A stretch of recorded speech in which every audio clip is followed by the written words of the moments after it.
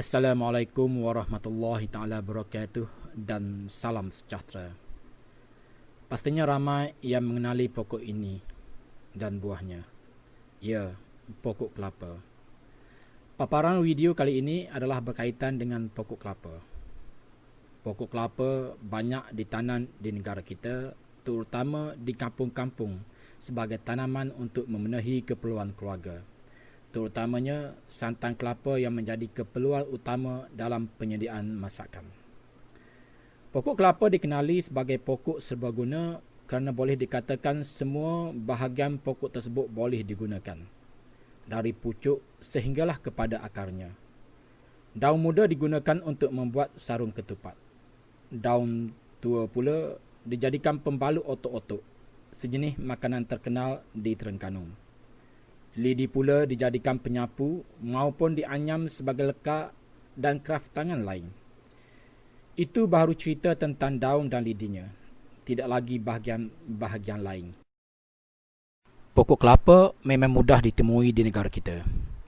Pergilah ke mana-mana negeri di negara kita, pasti akan ditemui pokok kelapa. Tidak kisahlah yang ditanam secara ladan atau sekadar beberapa pokok di kawasan sekeliling rumah atau kampung. Kewujudan pokok kelapa di satu tempat boleh dianggap sebagai penyeri. Daun kelapa yang bergerak-gerak ditiup angin seakan-akan melambai-lambai pengunjung datang ke tempat itu. Mana-mana kawasan yang tidak mempunyai pokok kelapa seakan-akan hilang serinya, seperti hilang identiti negara kita. Jika di negara Arab menafikan pokok kurma sebagai identitinya, maka di negara kita pokok kelapa menjadi penyerinya.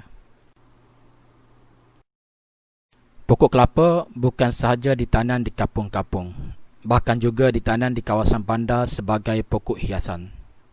Kita tidak perlu menggantikan pokok kelapa dengan menanam pokok kurma sebagai pokok hiasan. Lebih cantik rasanya kita menanam pokok kelapa sebagai hiasan berbanding pokok kurma. Pokok kelapa yang ditanam di negara kita pastinya berbuah, berbanding pokok kurma yang sekadar menjadi pokok hiasan di kebanyakan tempat. Jenis tanaman kelapa boleh dibahagikan kepada 3 kategori utama, iaitu jenis kelapa tinggi dan jenis kelapa rendah.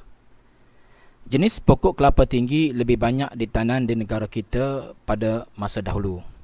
Pokoknya tinggi dan mengambil masa lebih lama untuk mengeluarkan buah, iaitu kira-kira 5 tahun. Tetapi kelebihan pokok kelapa tinggi ialah jangka masa boleh mengeluarkan hasil secara produktif agak lebih lama, iaitu sehingga 50 tahun. Sebab itu, kita dapat melihat banyak pokok kelapa tinggi masih mengeluarkan buah yang lebat. Jenis kedua ialah pokok kelapa rendah ataupun pokok kelapa renek. Pokok kelapa renek akan berbuah selepas 2 atau 3 tahun ditanam. Sebab itu, sekarang ini pokok kelapa renek lebih banyak ditanam, terutama untuk dijadikan pokok hiasan di kawasan rumah. Selain cepat mengeluarkan hasil, kelapa renek juga mempunyai kelebihan mudah untuk dipetik buahnya. Selain itu, pokok kelapa renek juga banyak mengeluarkan buah. Kelapa juga boleh kita bahagikan mengikut warna kulit, iaitu kelapa hijau, kelapa merah dan juga kelapa kuning. Buah kelapa hijau mudah dijumpai di mana-mana. Lazimnya ia mempunyai pokok yang tinggi dan buah yang kulitnya berwarna hijau semuanya. Buah kelapa hijau bersaiz besar di mana ia sering digunakan dalam masakan. Airnya juga berkhasiat dan digunakan sebagai air kelapa muda. Jenis kedua pula ialah kelapa kuning. Kebanyakan kelapa kuning adalah dari jenis kelapa renek yang cepat berbuah, hanya mengambil masa kira-kira 3 tahun sahaja selepas ditanam. Buah kelapa kuning lazimnya berbentuk bulat dan bersaiz kecil. Kelapa merah ataupun kelapa tampuk merah adalah jenis yang agak jarang ditemui. Kelapa merah menjadi pilihan dalam perubatan tradisional seperti sebagai penawar rancung, mengubati muntah-muntah, pening kepala dan pelbagai kegunaan lagi. Memandangkan jumlah kelapa merah masih kurang, sedangkan permintaan terhadapnya agak tinggi untuk tujuan perubatan, harga kelapa merah agak mahal sehingga boleh mencecah RM50 sebiji. Pokok kelapa ditanam dengan menggunakan anak benih. Buah kelapa tua yang dibiarkan di tempat redup dan lembap akan tumbuh mengeluarkan anak benih. Setelah ketinggian pokok mencapai 0,5 meter, ia sesuai untuk dipindahkan ke tapak kekal.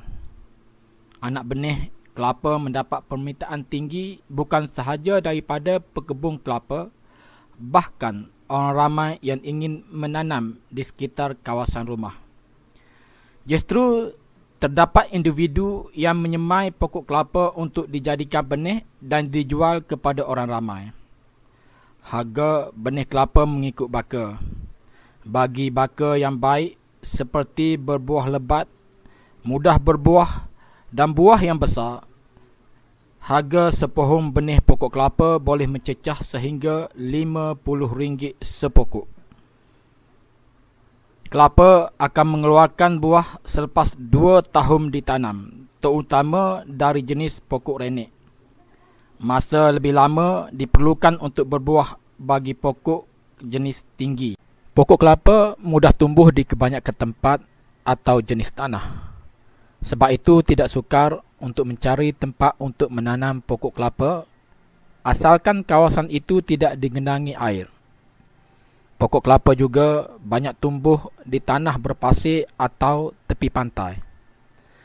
Pokok kelapa tidak dapat dipisahkan dengan pantai. Pokok kelapa yang tumbuh di tepi pantai menjadi penyeri kepada kawasan berkenaan yang menarik ramai pengunjung. Pokok kelapa berbuah sepanjang tahun. Ia bukan jenis pokok bermusim. Sebab itu, pada sebatang pokok kelapa, terdapat buah yang kematangan berbeza-beza. Ada dari putih kelapa sehinggalah yang sudah tua.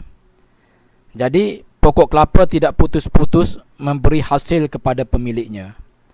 Memang untung jika kita menanam pokok kelapa yang boleh dipungut hasilnya sepanjang tahun.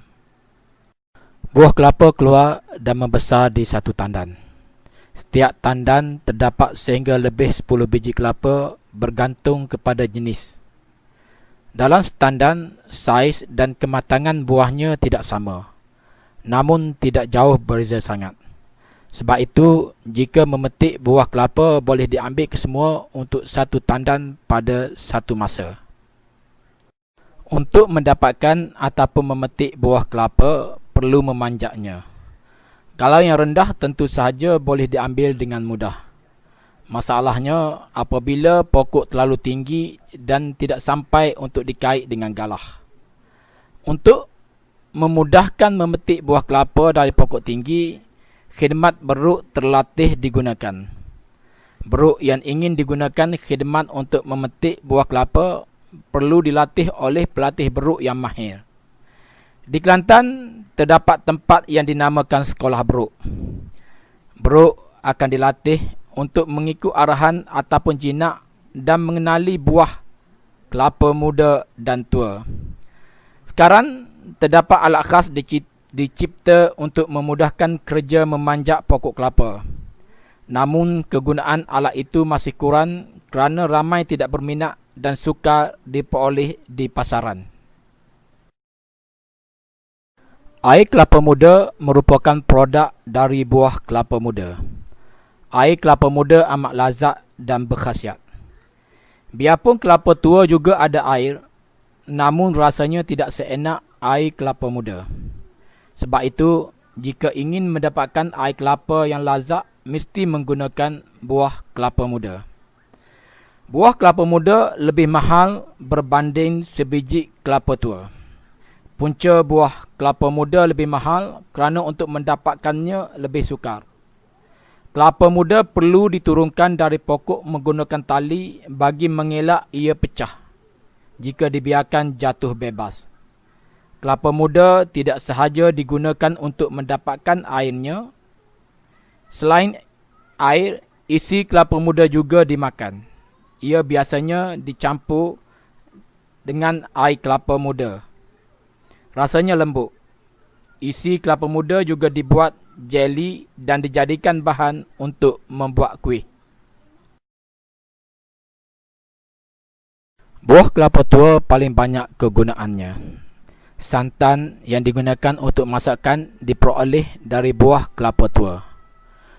Buah kelapa tua dikopek untuk dibuangkan sabuk dengan menggunakan kapak, parang atau alat khas. Buah kelapa dibelah dua. Ada cara untuk menjadikan buah kelapa terbelah dua walaupun dengan menggunakan belakang parang. Ada beberapa kaedah untuk menghasilkan isi kelapa yang halus sebelum diperah. Cara pertama ialah menggunakan kukuran kelapa. Ini cara tradisional. Boleh dikatakan cara ini tidak lagi digunakan melainkan di kampung-kampung. Cara tradisional kedua ialah menggunakan parutan. Cara mudah yang lebih banyak digunakan sekarang ini ialah menggunakan mesin parut kelapa. Mudah dan cepat. Isi kelapa yang telah diparut akan diperah menggunakan tangan untuk mendapatkan santan. Namun sekarang ini terdapat cara mudah dengan menggunakan mesin pemerah, terutama digunakan oleh penjual santan. Satu lagi hasil daripada pokok kelapa ialah air nira atau air tuak. Air nira diperoleh dari mayan kelapa muda sebelum keluar buah. Untuk mendapatkan tuak perlu melalui beberapa proses. Nira yang keluar dari mayan akan ditadah menggunakan tukil. Pada masa dahulu, tukil diperbuat daripada buluh. Tapi kini, tukil banyak diperbuat daripada botol plastik. Di negara pengeluar utama kelapa, produk utama dari buah kelapa ialah minyak masak kelapa. Sebelum diproses menjadi minyak masak, isi buah kelapa akan terlebih dahulu dikeringkan menjadi kopra. Ia dijemur di bawah cahaya matahari selama beberapa hari. Pokok kelapa biasanya tumbuh secara batang tunggal dari bawah sehingga ke atas. Namun ada juga dalam kes tertentu pokok kelapa tumbuh bercaban lebih dari satu. Ada pokok yang bercaban seakan-akan kebanyakan jenis pokok lain yang bercaban. Satu lagi kegunaan pokok kelapa ialah dijadikan sebagai pokok bonsai. Bonsai pokok kelapa memang unik dan menarik. Semoga perkongsian maklumat pada kali ini mendatangkan manfaat kepada semua. Terima kasih kerana sudi menonton sampai habis.